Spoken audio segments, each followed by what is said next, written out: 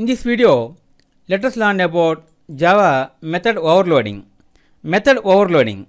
With method overloading, multiple methods can have the same name with different parameters. Consider the following example, which have two methods that add numbers of different types. Integer, my method intx. Float, my method floatx. Double, my method doublex double y. See the code, the static double x double y. Public state void main string args. In my number 1 plus method 85. Double my number 2 plus method double 4.3 6.26.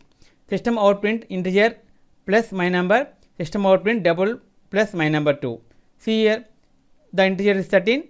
Double was 10.5559999 and so on. It's printed. Instead of defining two methods that should do the same thing, it is better to overload one. See, in the example below, we overload the plus method to work for both integer and double. See here, now we are in plus method. See here, integer plus my number, double plus my number 2. See here, integer 13, double 10.55999 and so on is printed. Multiple methods can have the same name as long as the number and or type of parameters are different. Okay friends, this is the end of Java part 19, Java method overloading. In next video, let us learn about another topic, Java method scope. If you like our program, please like, subscribe and press bell icon for our next part video updates.